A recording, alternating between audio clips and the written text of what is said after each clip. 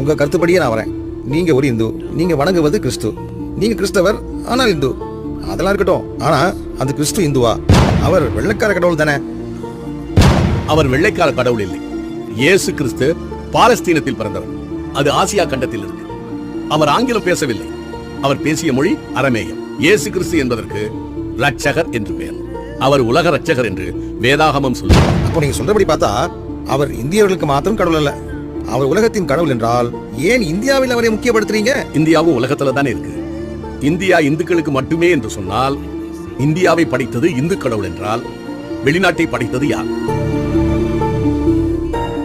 இந்து மதம் என்றால் இந்திய மதம் என்று பொருள். உலகில் எங்கும் அமெரிக்க மதம், இங்கிலாந்து மதம் என்று ஒன்றுமே இல்லை.